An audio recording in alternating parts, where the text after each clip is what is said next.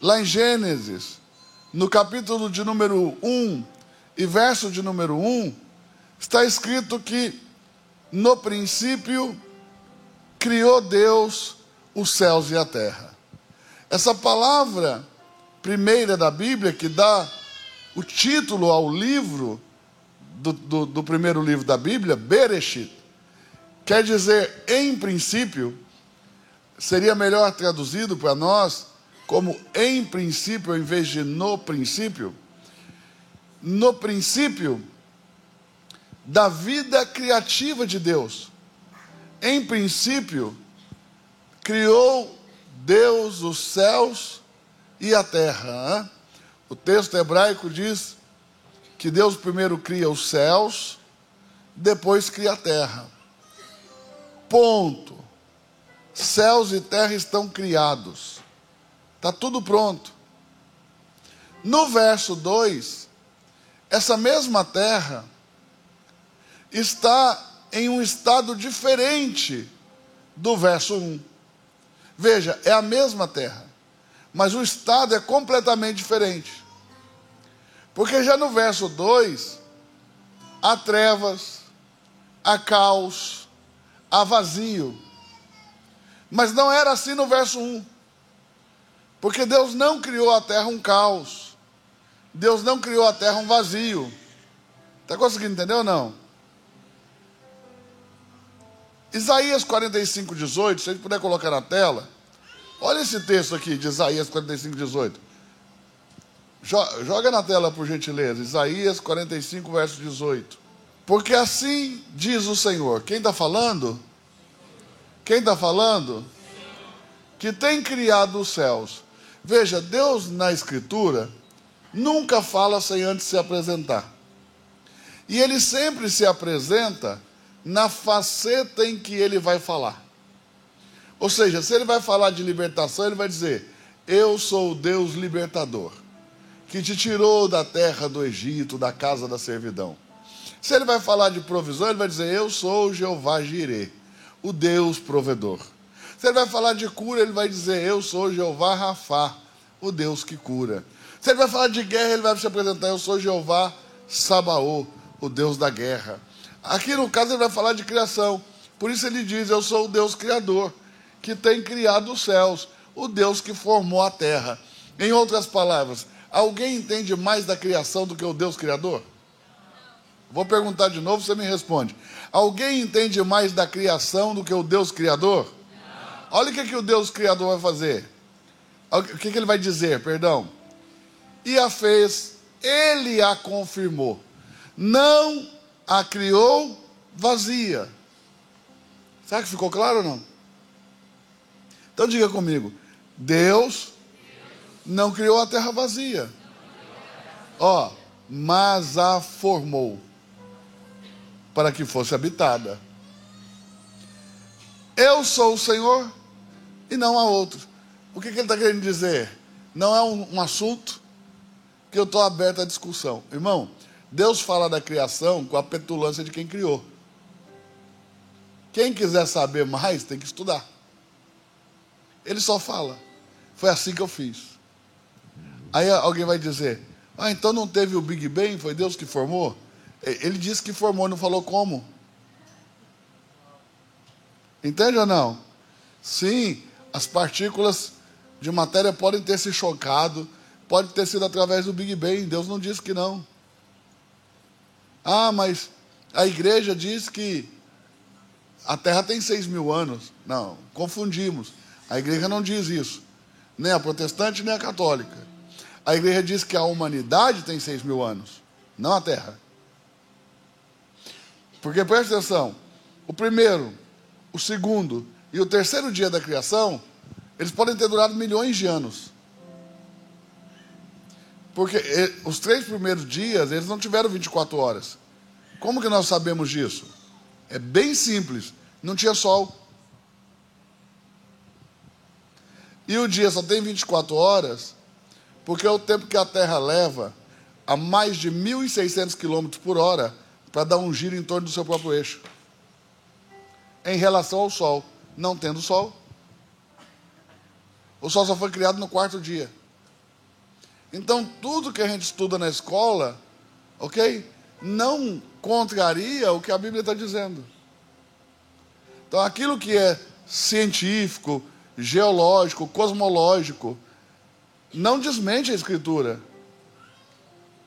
Pelo contrário, você vai ver que aqueles homens do passado que escreveram esses textos há 5.000 anos atrás, não tinham conhecimento científico suficiente para deixar esses detalhezinhos explicados na Escritura. Está conseguindo entender? A obra do Espírito Santo, a obra de Deus, a obra da inspiração divina na Escritura. Quem está conseguindo entender? Então, naquilo que o homem está escrevendo, Deus está inspirando, Deus está trabalhando, Deus está se revelando, Deus está mostrando. Então veja, o Deus Criador está dizendo que não criou a terra vazia. Mas nós vemos no capítulo 1, verso 2 de Gênesis, que a terra não só está vazia, como está em trevas e está sem forma. Totalmente diferente do verso 1. Porque a terra de Gênesis 1, verso 1, foi criada na luz.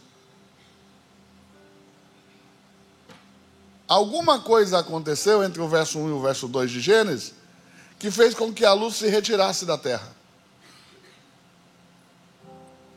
Está conseguindo entender ou não? Pastor, como é que a gente sabe disso? É simples. Se há trevas no verso 2, tem que ter havido luz no verso 1. Porque não pode haver trevas onde não houve luz primeiro. Trevas é a ausência da luz. Por isso que não pode haver um anjo das trevas que primeiro não tenha sido o anjo da luz. Como que ele se tornou anjo das trevas? Quando a luz se retirou dele. Por isso que o nome dele é Luxfer, né? Ou Heilel Ben Shahar. Ele é o portador da luz. Luxfer, Lúcifer, né? Vem de Vênus, o nome Lúcifer vem de Vênus.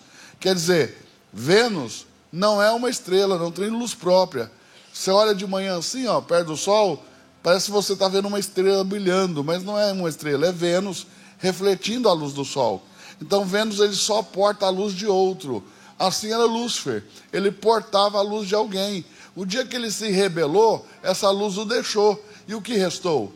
Trevas.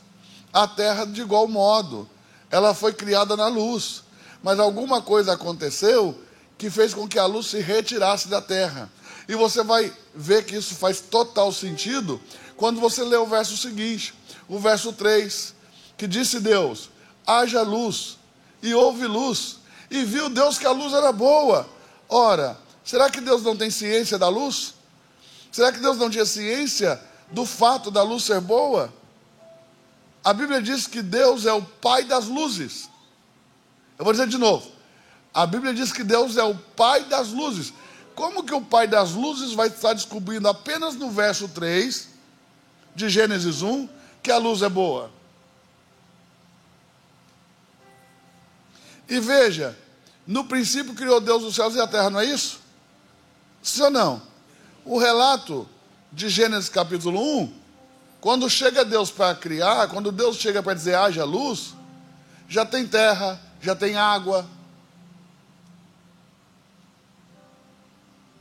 Vê que o verso 2 de Gênesis não está falando do momento da criação. Quem está pegando? Então, Gênesis, no capítulo 1, a partir do verso 2, está falando de uma recriação. Porque a terra, de alguma maneira, sofreu um dilúvio. No verso 2, toda a face da terra está coberta de água, não há terra seca. E o dilúvio simboliza duas coisas: juízo e morte. As águas de um dilúvio são águas de morte. Nós tivemos 2 dilúvios na história bíblica, 2 dilúvios na terra. Esse primeiro de Gênesis 1, 2 e o dilúvio da época de Noé. Nós entendemos que esses 2 dilúvios são resultados de juízo de Deus. E cremos que o juízo de Deus, de Gênesis 1, verso 2, de alguma maneira foi estabelecido, porque a criação entrou em julgamento. E esse Gênesis 1, verso 2, que tem trevas, tem caos, tem abismo, tem uma terra caótica, não tem nada a ver com aquilo que Deus criou. Que Deus não criou sem forma, Deus não criou vazia, Deus formou para que fosse habitada. Veja que não é coerente com o verso 2 de Gênesis 1. Quem está conseguindo pegar? Mesmo, diga comigo, mesmo no caos, mesmo nas trevas, mesmo no vazio, olha o texto, o Espírito Santo pairava sobre a face das águas. O Espírito Santo de Deus é especialista em trazer luz aonde há trevas. Então, quando tudo estava em trevas, quando tudo estava caótico, quando tudo estava desordenado, Deus envia o seu Espírito, e o Espírito começa a se mover sobre a face das águas. O movimento do Espírito Santo vai trazer de volta a ordem, vai trazer de volta a luz. Você está conseguindo entender? Vai trazer de volta a vida, vai expulsar as trevas. Quem está conseguindo entender, diga amém. Esse é o trabalho do Espírito Santo. Levanta a mão, deixa eu profetizar. Que o Espírito Santo de Deus, que é especialista em caos, que é especialista em coisas vazias, que é especialista em trevas, que o Espírito Santo de Deus traga luz à tua vida, que o Espírito Santo de Deus traga ordem à tua vida, que o Espírito Santo de Deus encha plenamente a tua vida, em o nome de Jesus. Quem pode dizer amém e quem pode celebrar a presença do Espírito Santo? Então veja, o Espírito Santo está presente desde o início. Está conseguindo entender ou não? O Espírito de Deus, o Ruach HaKadosh, o Espírito do Santo, está presente desde o início. Depois nós vemos que Deus forma o homem do pó da terra. No final da sua obra Hexaemeron, a chamada obra dos 6 dias. Em 6 dias, Deus restaura toda a terra e cria o homem para governar a terra. E é um detalhe importante. Cutuca quem está perto de você e diga assim, ó: a administração deveria ser o nosso estudo básico. Desde que nós nascemos, nós deveríamos aprender a governar, a administrar. Porque quando Deus colocou o homem na terra, Deus não falou pregue com unção, Deus não falou cante com unção, Deus não falou me adore com unção. Olha o que Deus falou: governe. Deus espera que administremos bem aquilo que Ele nos confiou. Mas quando eu olho para o nosso tempo, parece que nós estamos sendo o tempo todo roubados disso, né? Porque parece que cada vez mais nós tratamos as novas gerações como incapazes. E aí a gente só quer ensinar quando já é tarde. Porque a gente espera o menino ficar adolescente para falar sobre Jesus. Aí quando você vai falar de Jesus, o mundo já ensinou. A gente espera ele chegar no momento de ir para a universidade para dizer para ele que ele precisa fazer um curso de administração, de gestão. Às vezes ele espera ele formar para falar para ele: agora você vai ter que gerir também. Agora você vai ter que administrar também. Entendeu? Porque o cara pensa: eu vou formar em medicina, minha vida está feita. Mas o que tem de médico mal administrador e que vive escravizado pelo trabalho, porque não consegue fechar as contas no final do mês. E não é porque ganha mal, é porque nunca aprendeu a administrar, só aprendeu medicina. E assim você tem dentista, arquiteto, engenheiro, e daí por diante. Entende ou não? Eu acho que assim, começou a falar, já tinha que pôr na escola de administração. Tem que aprender a administrar a vida, tem que aprender a administrar o caos, tem que aprender a administrar as coisas difíceis. O mundo não é fácil, porque ele descansa no maligno. Então quem vai administrar nesse mundo precisa carregar a sabedoria de Deus. Precisa carregar a inteligência do céu. E precisa ser ensinado. Diga por quê? Porque a unção não discipula. Mesmo que você seja ungido de Deus, você precisa de escola. Eu sou contrário a essa ideia de que crente não precisa estudar. Eu sou contrário a essa história que você não pode mandar seus filhos para a universidade porque eles vão desviar. Se você ensinou seu filho a ser crente, quando ele chegar na universidade, quem vai se converter é o ímpio. Entende ou não? Agora, nossos filhos têm fé tão frágil que eles vão para a universidade e aí desviam. Quer dizer, eu não fiz um bom trabalho se for assim. Entende? Olha o que a Bíblia diz. Ensine a criança o caminho que ela deve andar, e quando grande não se apartará dele. Então, no mínimo, quando o filho desvia da universidade, nós começamos a ensinar na hora errada. Que ensine a criança, não ensine o adolescente, não ensine o jovem, ensine a criança. Mas meu filho não entende. Entende. Vai por mim, ele entende. Ele entende já desde o ventre da mãe o que você está falando com ele.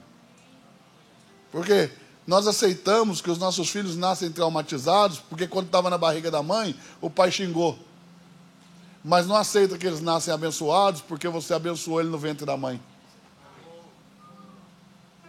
Então, para o trauma a gente aceita, para a bênção a gente não acredita.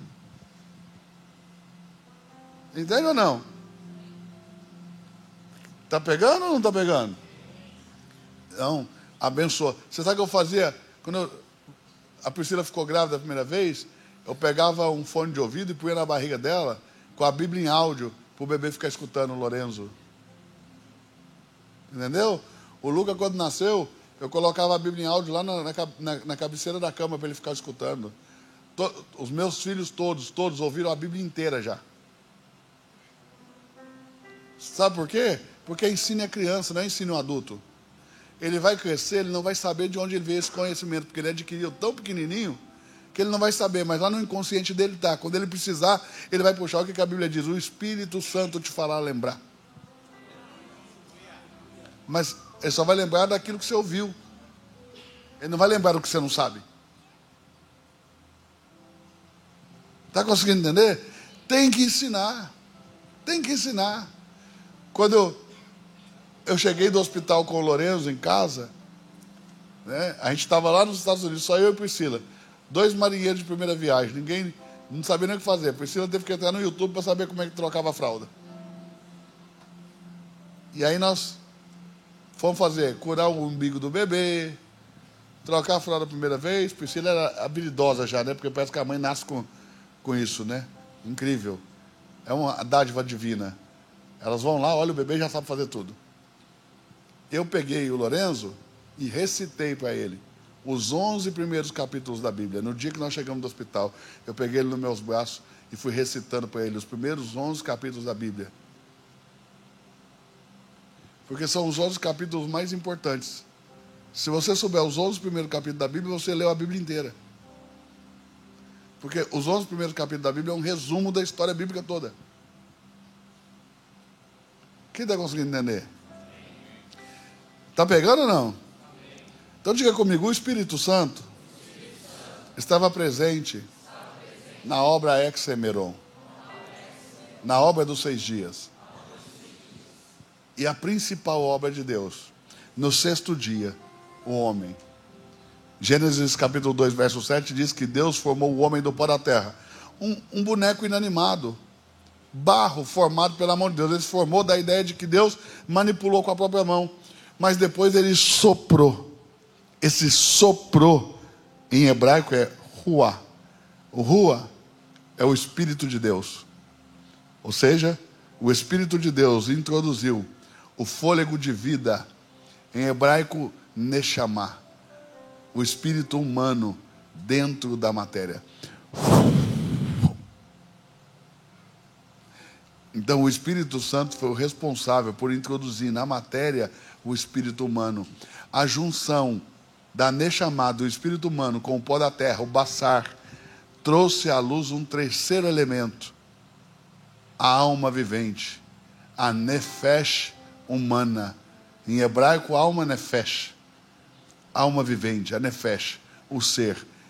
Então Gênesis 2,7 está escrito assim, ó: formou o Senhor Deus o homem do pó da terra, ele soprou nas narinas o fôlego de vida, e o homem foi feito alma vivente. Entende ou não? O Espírito Santo está aí. Isso que Deus fez em Gênesis 2,7 se chama lei do Espírito de vida. Todas as vezes que uma vida se forma, o Espírito de Deus precisa soprar uma vida para dentro da matéria. Ou seja, até hoje, quando um óvulo é fecundado, o Espírito tem que descer e soprar a vida. Está conseguindo entender? Diga amém. Olhe para quem está pertinho de você e diga: você é resultado de um sopro de vida. Deus soprou você para dentro da matéria. Está conseguindo entender ou não? Quem está conseguindo entender? Aí você vai ver o motivo pelo qual Satanás empenha-se tanto em distorcer, em deturpar a relação sexual. Porque esse deveria ser um momento de maior comunhão entre o homem e Deus. Porque é nesse momento em que o homem e Deus estão completos e unidos para gerar mais uma vida. Está conseguindo entender ou não? Então o inferno tenta fazer desse momento, que deveria ser o momento mais bonito da intimidade entre Deus e os homens, em um momento feio, distorcido, deturpado, adoecido. Quem está conseguindo pegar? Mas mesmo assim Deus tem que soprar. Mesmo quando tudo está fora do padrão divino, se vai gerar uma vida, o Espírito Santo tem que soprar. E eu não sei se você reparou na Bíblia, todo o grande juízo de Deus na Escritura foi precedido de grande perversão sexual. Repare para você ver. O juízo de Noé, antes de acontecer o dilúvio, olha como está escrito: os homens casavam e davam-se em casamento. Quando você lê isso em português, parece que a tradução não deixou para a gente claro, muito claro o que aconteceu. Mas o que acontecia era o seguinte: os homens casavam, descasavam, casavam de novo, descasavam, casavam de novo. Não havia aliança matrimonial. Os homens haviam se pervertido. E aí Deus traz o dilúvio sobre os homens. Antes do juízo de Sodoma e Gomorra, quando os homens começaram a desonrar os seus corpos, homem com homem, mulher com mulher, os sodomitas receberam um juízo de fogo. Mas antes do juízo, grande perversão sexual. Escute o que eu vou te dizer. Antes de todo o juízo do Senhor, existe essa movimentação de grande perversão sexual. Cada vez mais, eu entendo que nós estamos próximos do juízo do Senhor. E esses dois primeiros juízos prefiguram o juízo de Deus. Porque, escute isso, o juízo do Senhor, olha como diz o texto do Novo Testamento, a volta do Senhor será como nos dias de Noé. Veja, será como nos dias de Noé, exatamente como nos dias de Noé. Vai haver grande perversão, nenhuma preocupação com a volta do Senhor, e o Senhor vai aparecer. Está conseguindo entender ou não? Quando o Senhor trouxe o juízo na época de Noé, o dilúvio sobre a terra, a Bíblia diz que ele matou toda a carne que havia sobre a terra. Todo homem, toda mulher, toda criança. Os justos morreram, os ímpios morreram. A terra estava toda debaixo de um juízo. Mas entenda isso aqui. só salvou a família de Noé. Quando eu digo que justos morreram, eu estou querendo contar as criancinhas, tá? Mas você vai ver que teologicamente nem pode se aplicar esse termo a uma criancinha quando essa criancinha não é filho de pessoas salvas. Aí você se aplica inocente. Mas morreram inocentes no dilúvio, porque tinha crianças no dilúvio. Morreram todos. Todo mundo. Veio um juízo sobre a terra. Só sobraram as pessoas que estavam na arca do Noé. Deus olhou para aquilo e aquilo comoveu o coração de Deus, doeu no coração de Deus. E sabe o que ele disse? Nunca mais eu vou destruir a terra com água.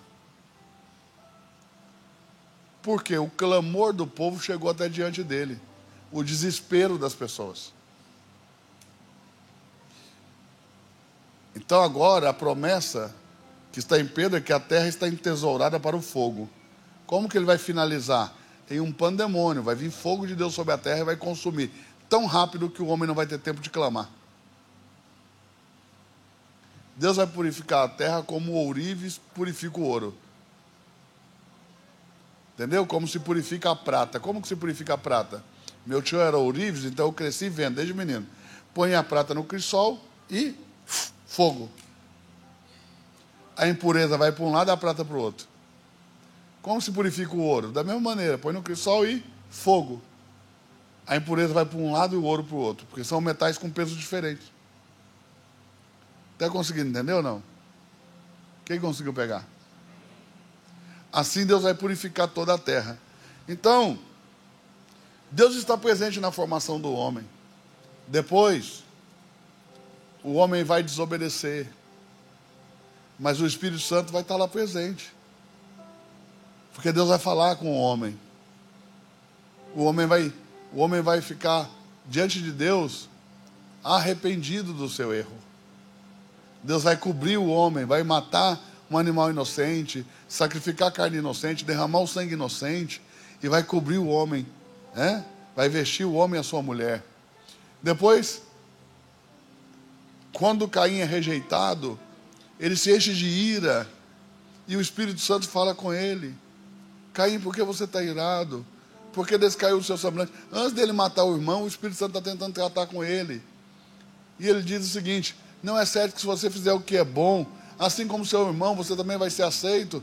Mas o pecado, agora, o pecado jaz à porta. Ele descansa à porta. Os teus desejos estão trabalhando contra ti. E cabe a ti dominar sobre eles. Aí Caim vai lá e mata Abel. Mas o Espírito Santo estava lá, trabalhando, operando, tentando convencer a Caim de não fazer aquela obra maligna. Está conseguindo entender ou não? Mas a Bíblia diz que Caim não ouve o Espírito Santo, vai lá e mata seu irmão Abel. E aí a Bíblia diz que Caim era do maligno, mostrando que quem não consegue ouvir o Espírito Santo vai se tornar nisso. Nós temos que entender essa obra do Espírito Santo. Então o Espírito Santo, ele está no capítulo 1 de Gênesis, ele está no capítulo 2, ele está no capítulo 3, ele está no capítulo 4, ele está no capítulo 5, ele está no capítulo 6. Se você vai ver o Espírito Santo se movimentando, entendeu? Durante toda a história bíblica. Esse Espírito Santo, em Gênesis no capítulo 6, acontece um casamento de julgo desigual. Eu não vou entrar no mérito aqui agora, porque não é o ponto principal, mas houve um casamento de julgo desigual. A Bíblia diz o seguinte: olha, os filhos de Deus se casaram com as filhas dos homens. Os filhos de Deus olharam para as filhas dos homens, viram que eram formosas e tomaram para si mulheres, de todas as que lhes agradaram. E isso deixou Deus irado, esse casamento de julgo desigual. Há duas teorias mais comuns e frequentes. A primeira teoria, você pode até ler nos escritos de Pember, que é a ideia de que anjos caídos deixaram a sua habitação, tomaram a forma humana e possuíram mulheres e tiveram filhos com elas, e esses filhos nasceram híbridos, né? De onde vem a ideia dos gregos de semideuses, também dos egípcios, também dos fenícios.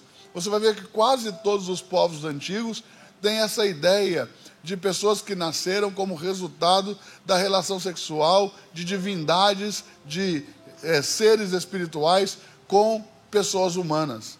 Está conseguindo entender ou não? Então há essa ideia de que os anjos caídos tenham descido, tomado forma humana e possuído mulheres e tendo filho com elas. E Deus precisou trazer dilúvio sobre a terra para destruir essa raça híbrida. Há uma outra teoria que você pode ler no livro do Lawrence Olson, chamado O Plano Divino através dos Séculos. O livro do Pember, o título é As Eras Mais Primitivas da Terra. Mas você também pode ler Lawrence Olson, que tem um plano divino através dos séculos, que vai falar que, na verdade, esse casamento de julgo desigual aconteceu entre os descendentes de Sete, que são chamados filhos de Deus, e a descendência de Caim, que são as mulheres chamadas filhas dos homens. E que esse casamento misto, aí, híbrido, e esse casamento de julgo desigual, teria desagradado a Deus a um ponto de Deus dizer: olha, o homem é totalmente carnal. Eu não vou mais dar o meu espírito ao homem. E nesse momento, acredita-se que Deus tenha retirado o seu espírito da terra. Só que Deus tira esse espírito da terra com uma sentença.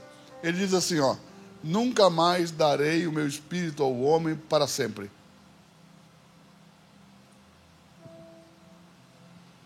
Consegue entender? Para sempre não darei mais o meu espírito ao homem. E Deus não vai voltar atrás na sua palavra. Se Ele disse, não darei mais o meu espírito para sempre, então Ele não vai dar mais. Isso é terrível, porque a gente vai pensar assim, se Deus não vai dar mais o Espírito Santo, Ele não vai dar mais o Espírito dele ao homem, como vai ser feito? Então, quando Jesus vem, Jesus começa a falar sobre o Espírito Santo. E Jesus um dia para e fala assim para o povo, para os seus discípulos: eu rogarei ao Pai. Olha o que ele diz: eu rogarei ao Pai. Sabe o que é rogar? Quem sabe o que é rogar? Pedir. O que mais? Clamar. O que mais? Suplicar. Tudo isso que vocês estão falando é redundante, mas ao pé da letra, rogar quer dizer. Quem gosta de rogar muito é filho adolescente. Olha o que quer dizer rogar ao pé da letra. Mesmo sabendo que a resposta é não, ainda assim eu te peço. Está conseguindo entender ou não? Então Jesus diz: eu rogarei ao Pai. Olha o que Jesus vai dizer: e Ele vos dará um outro Espírito. Porque Deus tem 7. Deus tem 7 Espíritos. Então Jesus diz: o Espírito do Senhor, o Pai falou que não vai dar mais, mas eu vou rogar a Ele, e Ele vai dar um desses Espíritos, o Consolador, que estará convosco e habitará em vós para sempre. Consegue entender ou não? Ele diz: eu rogarei ao Pai, e Ele vos dará um outro Espírito, o Consolador, que estará convosco e habitará em vós para sempre. Um Espírito que nunca mais vai deixar vocês. Então, põe Apocalipse capítulo 4, verso 1, por gentileza. Eu já estou terminando, porque me falta pouco tempo. Ensinar requer tempo, né? Diferente de pregar, que a gente prega rapidinho. Ensinar precisa de tempo. Você precisa ter 2 coisas para aprender Bíblia. Pergunta quais são? Tempo e paciência. Senão não aprende. Tem que ir devagar. Depois dessas coisas, diz João, o profeta: olhei, e eis que estava uma porta aberta no céu, e a primeira voz que, como de trombeta, ouvira falar comigo, disse: sobe aqui, e mostrar-te-ei as coisas que depois destas devem acontecer. Pode passar? E logo fui arrebatado no espírito, e eis que um trono estava posto no céu, e um assentado sobre o trono. E o que estava assentado era, na aparência, semelhante à pedra de jaspe, a pedra jaspe e sardônica. E o arco celeste estava ao redor do trono e parecia semelhante à esmeralda. E ao redor do trono havia 24 tronos. E vi assentados sobre os tronos 24 anciãos, vestidos de vestes brancas, e tinham sobre as suas cabeças coroas de ouro.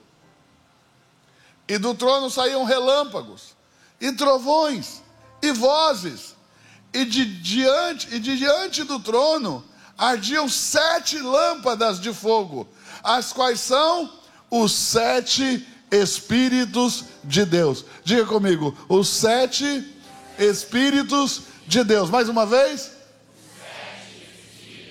Mais forte. Então Deus tem 7 Espíritos, que na verdade é um Espírito só, que age em 7 facetas diferentes, em 7 faces diferentes. Consegue entender ou não? Por isso o candelabro, a menorá, que foi colocada no tabernáculo de Moisés e que é símbolo maior do Espírito Santo, é feita de uma só peça batida de ouro puro, maciço, sem emendas, mas com 7 hastes e 7 lâmpadas de fogo, porque simboliza o Espírito Santo. É um só Espírito que se manifesta em 7 maneiras diferentes. Isaías capítulo 11, verso 2, nós vamos ver os nomes dos 7 Espíritos de Deus. Vamos lá, olha isso aí. E repousará sobre ele o Espírito do Senhor. 1, o Espírito de sabedoria. 2, o Espírito de entendimento. 3, o Espírito de conselho. 4, o Espírito de fortaleza. 5, o Espírito de conhecimento. 6, e o Espírito do temor do Senhor. 7. Então aqui estão os 7 Espíritos de Deus. O Espírito do Senhor, o Espírito da sabedoria, o Espírito do entendimento, o Espírito do conselho, que é o Consolador, é o que habita em nós, o Espírito de fortaleza, o Espírito de conhecimento e o Espírito do temor do Senhor. Consegue entender ou não? Esses 7 Espíritos estão onde? Diante do trono do Senhor. Eles estão no céu.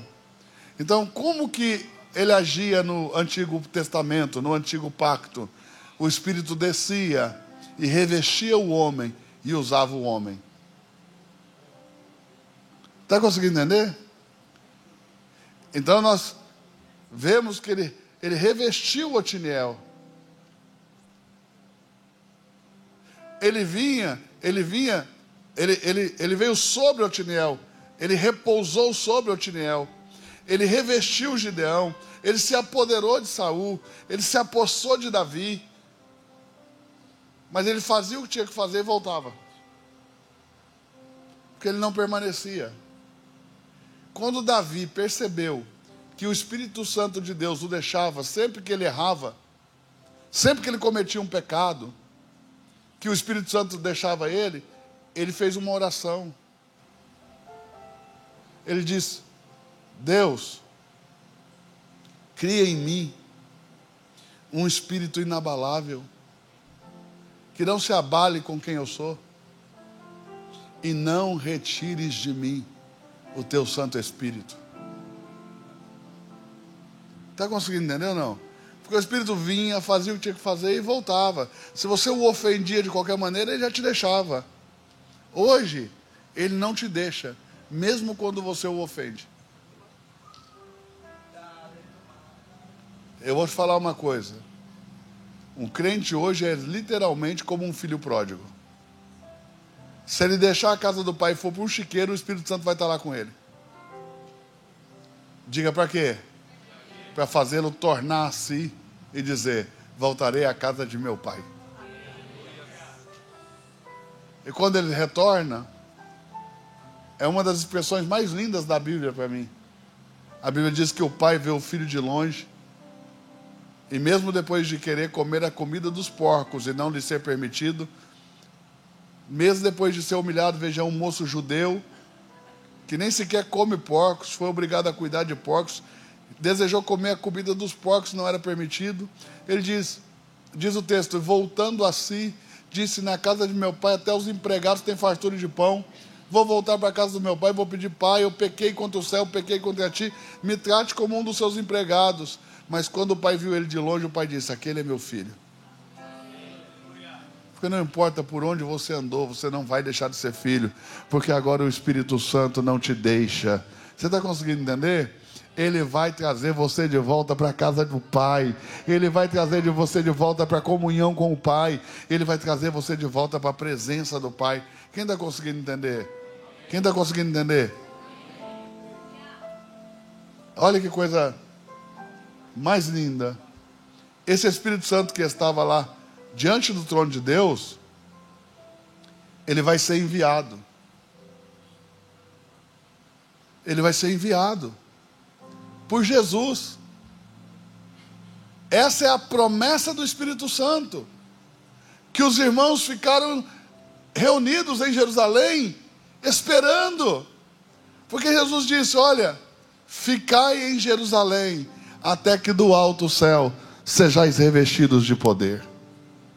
Até a descida do Espírito Santo em Pentecoste, a promessa de que o Espírito Santo desceria do céu. Jesus um dia disse aos seus discípulos: ó, vos convém que eu vá, porque se eu não for, o Consolador não virá a vós. Ou veja, a descida do Espírito Santo dependia da glorificação de Jesus. Jesus precisava subir ao céu, ser assunto, glorificado, para que o Espírito Santo fosse por ele enviado. Está conseguindo entender? Então ele vai dizer assim, ó, vos convém que eu vá, porque se eu não for, o Espírito Santo não virá a vós. Antes de Jesus morrer e ressuscitar, ele não podia dar o Espírito Santo. Ele tinha o Espírito Santo, mas ele não podia dar para nós. Ele precisou morrer e ressuscitar para poder repartir o seu Espírito conosco. E é tão forte isso, que vai dizer o seguinte, olha, quem não tem o Espírito de Cristo, não procede dele. Os que são de Deus têm o Espírito de Cristo, porque Cristo repartiu o seu Espírito com todos nós. Mas primeiro ele precisou subir. No dia da grande festa das águas em Jerusalém, lá em João 7,39, Jesus vai subir num lugar alto, e no dia da festa das águas, era tanta gente em Jerusalém que a água acabava. E ficava muito difícil você ter água potável, e era caro comprar água. Jesus sobe num lugar alto e grita assim: quem tem sede, venha a mim e beba. Foi todo mundo, mano. Aí ele vai acrescentar: porque como diz as Escrituras, aquele que crê em mim, do seu ventre fluirão rios de águas de vida. E olha como segue o texto. E ele dizia isso acerca do Espírito que ainda não tinha sido dado, porque Jesus ainda não tinha sido glorificado. Ou seja, o Espírito Santo não foi dado a nenhum homem para habitar no homem antes da ressurreição de Jesus. Só depois que Jesus ressuscita que ele pode dar o Espírito Santo. Mas depois que ele ressuscita, ele tem tanta vontade de dar o Espírito Santo, que antes mesmo do Pentecostes, ele chegou nos discípulos dele, soprou e disse: receba o Espírito Santo. Porque ele tinha muita vontade de dar o Espírito Santo.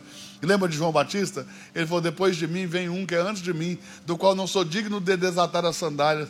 Eu batizo com água para arrependimento, mas ele vos batizará com o Espírito Santo e com fogo. Quem está conseguindo entender? Quem está conseguindo entender? Então, quando nós vamos receber o Espírito Santo? Quando Jesus for glorificado. Mas quando Jesus é glorificado, o Espírito Santo desce. Então, quando Jesus chega no céu, para ser glorificado, o Espírito Santo tem que descer. Você sabe que quando Jesus chega no céu, ele não chega glorificado, ele chega só imortalizado, porque Jesus foi assunto ao céu várias vezes antes da sua glorificação. Quando Jesus ressuscita, no dia que ele ressuscita lá no horto, né, das oliveiras, lá no monte, ele foi sepultado ali no Monte das Oliveiras, né, pertinho do Monte das Oliveiras, num jardim que tem ali perto. E aí, naquele sepulcro, ele ressuscita, a pedra é removida sem o auxílio de mão, ele sai. Chega as mulheres no domingo para ungir ele já tinha ressuscitado. Maria Madalena ficou desesperada, pensando que eles tinham roubado o corpo de Jesus, saiu procurando no jardim. De repente ela vê um homem, ela pensa que é o jardineiro, é o hortelão. Aí ela diz: onde está o corpo do meu Senhor? Diga-me aonde o puseram e eu vou buscar. Aí o Senhor responde assim: Maria. Quando ela ouve a voz, ela diz: Rabone. Ela reconhece Jesus e diz: Rabone. E ela vai para tocar nele e Jesus diz: não me toque, porque ainda não fui para o meu Pai, mas vai e diga aos meus irmãos que eu vou para o meu Pai, depois desço para encontrar com eles. Jesus é assunto ao céu na hora. No dia da sua ressurreição ele já vai para o céu. Depois ele aparece de novo lá no caminho de Emaús. 8 dias depois da sua ascensão, ele aparece numa casa cuja janela e as portas estavam fechadas, onde estava Tomé. Ele entra com esse corpo imortalizado, ele entra nessa casa sem precisar abrir a porta, e ele diz: ó, Tomé, você disse que só acreditaria se pusesse a mão, o dedo na minha ferida. Olha aqui as minhas mãos, veja que sou eu, e toque também no meu lado e seja crente. Não precisa tocar só as feridas da minha mão, pode tocar aqui também onde furaram com a lança, e veja que sou eu, e seja crente e não incrédulo. Depois ele aparece no barco, onde eles estão pescando, no meio do mar. Depois do barco ele é levado ao céu de novo. Então nesses 40 dias, até a ascensão final de Jesus, ele sobe e desce ao céu várias vezes. Entende? Isso está escrito na Bíblia de forma figurada, então muita gente não consegue entender, porque está tudo debaixo de uma palavra muito rema, revelada. Então quando ele vai aos céus, assunto, lá nos céus tem porteiros. Quem são os porteiros? Os querubins. A Bíblia diz que quando Adão pecou, Deus colocou querubins ao oriente do jardim do Éden para guardar o caminho que leva à árvore da vida. Jesus tinha que abrir para nós o caminho. Por isso que a Bíblia diz: entre pelo novo e vivo caminho, aberto pelo sangue de Jesus. O sacerdote entrava com o sangue dos touros, dos bodes, das ovelhas, das cabras, dos carneiros. Jesus entrou com o seu próprio sangue e abriu um novo caminho que nunca mais vai ser fechado. Por isso diz: tenham ousadia de entrar por um novo e vivo caminho aberto pelo sangue do Cordeiro. Ele não entrou em um santuário terreno, ele entrou em um santuário celestial. Não entrou com sangue de animais, entrou com o seu próprio sangue, e assim fez aspersão por nós. Está conseguindo entender ou não? Quem está conseguindo entender? Quando Jesus chega na terra, os querubins, que são os porteiros do céu lá, não deixaram ele entrar não, porque quando Caim, lembre-se disso, quando Caim pecou, ele correu para o oriente do Éden, ele foi lá tentar comer da árvore da vida, ele voltou lá para a porta do paraíso, para o lugar de onde Adão saiu, mas tinha querubins e tinha uma espada inflamada que andava ao redor, para guardar o caminho que leva à árvore da vida. Quando Jesus nasce, Simeão profetiza para Maria, da cerca da espada que vai transpassar a sua própria alma. E o salmista, aqui na terra, tem uma revelação. E ele diz assim, levantai, ó portas antigas, as vossas cabeças, e entrará o Rei da Glória. Aí a Bíblia, pode pegar o Apocalipse no capítulo 5 de João, que vai dizer que todos os anjos do céu voaram para o trono de Deus e ficaram ao redor do trono, milhares de milhares e milhões de anjos incontáveis. João diz, eram milhares de milhares, milhões de milhões ao redor do trono. Eles estavam procurando o Rei da Glória, estava lá no trono sentado o Pai. Aí a Bíblia diz que o Pai fica de pé e diz: todos os anjos de Deus adorem a Ele. Aí o salmista vai falar pela segunda vez: levantai, ó portais eternos, as vossas cabeças, e entrará o Rei da Glória. Aí os anjos do céu perguntam: quem é este Rei da Glória? E o salmista responde: Ele é o Senhor dos exércitos, o Deus forte, o Todo-Poderoso. Ele é o Rei da Glória. Está conseguindo entender? Diga amém. Olha a outra expressão do salmista: quem é esse que vem saltando pelos montes com uma roupa branca de linho puro, salpicada de sangue? Aí ele diz: eu sou. Sozinho pisei o lagar das uvas e não houve quem me ajudasse. Uma serpente feriu o meu calcanhar, mas eu esmaguei a cabeça da serpente.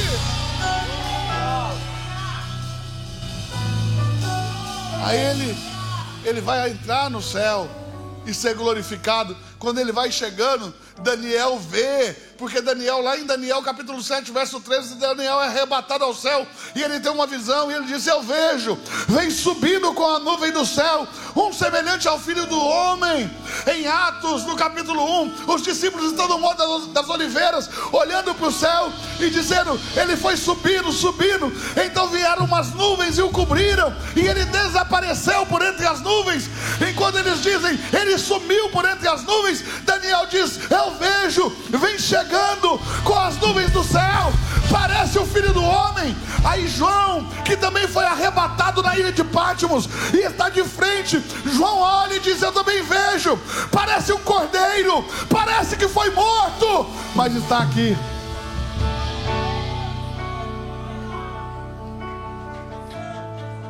E nesse momento que o cordeiro entra, o Espírito Santo deixa o céu. Isso acontece entre o capítulo 4 e o 5 de Apocalipse. No capítulo 4, os 7 Espíritos de Deus estão diante do trono. No capítulo 5, o Cordeiro chega e os 7 Espíritos de Deus são enviados a toda a terra. Quer ver? Capítulo 5 de Apocalipse, verso 1. Vamos lá. E vi a destra do que estava sentado sobre o trono um livro escrito por dentro e por fora, selado com 7 selos. Pode passar. E vi um anjo forte bradando com grande voz: quem é digno de abrir o livro e desatar os seus selos? E ninguém no céu, nem na terra, nem debaixo da terra podia abrir o livro, nem olhar para ele. E eu chorava muito, porque ninguém fora achado digno de abrir o livro, nem de o ler, nem de olhar para ele. E disse-me um dos anciãos: não chores, eis aqui o leão da tribo de Judá, a raiz de Davi, que venceu para abrir o livro e desatar os seus 7 selos. E olhei, e eis que estava no meio do trono e dos 4 animais viventes, entre os anciãos, um cordeiro como havendo sido morto. Ele tinha 7 chifres e 7 olhos, que são os 7 Espíritos de Deus. Olha o termo: enviados a toda a terra. Vê? Então quando Jesus sobe e é glorificado, o Espírito Santo é enviado. Aqui na terra, em Pentecoste, está escrito lá assim, ó: e foram vistas línguas como de fogo descendo do céu e enchendo a casa como um vento impetuoso. E os irmãos começaram a falar em outras línguas, como se tivessem embriagado, e um compreendia a língua do outro, porque estavam cheios do Espírito Santo. Está conseguindo entender? Diga amém. Então, a partir da ressurreição de Jesus, o Espírito Santo começou a ser dado, primeiro aos discípulos de Jesus, aos seus apóstolos, e depois em Pentecoste a todos os santos. E lá em 1 Coríntios capítulo 6, verso 17, vai dizer o seguinte: aquele que se une ao Espírito de Deus é um mesmo Espírito com Ele. Isso é o novo nascimento no Espírito. O que é o novo nascimento? É receber o Espírito de Deus dentro do seu Espírito, e que os dois se fundam de uma tal maneira que sejam um. E não há mais o espírito do Eduardo, Agora há o Espírito de Deus no Eduardo. Não há mais o seu espírito humano, porque o seu espírito humano estava morto com o advento do pecado. Mas quando o Espírito Santo entrou no seu espírito, ele te deu vida e você nasceu de novo para uma nova vida. E agora você carrega no seu espírito a própria natureza de Deus. É isso o novo nascimento. É isso que Jesus estava falando para Nicodemos quando ele disse: Nicodemos, é necessário nascer de novo. E Nicodemos não entendeu nada e disse: Senhor, como um homem sendo velho poderá voltar, entrar no ventre da sua mãe e tornar a nascer? Aí Jesus disse: Nicodemos, quem não nascer de novo não pode ver o reino dos céus, não pode ver o reino de Deus. Olha isso. O termo original no grego é Nicodemos, quem não nascer do alto, quem não receber do céu o Espírito Santo, não pode ver o reino de Deus. E quem não nascer da água e do Espírito, não pode entrar no reino de Deus. E esse nascer de novo é isso, é receber o Espírito Santo dentro de você. Isso só foi possível com a ressurreição de Jesus. Nenhum dos homens do passado tiveram o Espírito Santo habitando dentro deles. Eles tiveram o Espírito Santo sobre eles, agindo neles, tomando eles, enchendo eles, mas nunca habitando neles. A cada pecado, o Espírito Santo deixava aqueles homens. Agora você, ele não te deixa. Ele é o Consolador. Quando você peca, ele te quebranta. Ele insiste com você. Ele diz: está errado. É a consciência que fala com você. Você não nasceu para isso. Esse aqui não é o seu lugar. Não foi isso que eu sonhei para você. É essa consciência que te traz de volta. É a consciência do Espírito. Está conseguindo entender? Quem está conseguindo assimilar o que eu estou dizendo? Vou ter que encerrar, acabou meu tempo. Mão direita lá para o alto, gente. Abra bem a palma da sua mão e diga comigo: que o grande amor de Deus o Pai, que a graça maravilhosa do Filho, que a consolação e a direção, agora enche a boca para dizer, do Espírito Santo, que foi enviado à terra, traz a mão no coração e diga: que habita em mim. Joga em direção à sua casa e diga: seja com todos, agora e para sempre. Amém. Vai em paz em nome de Jesus.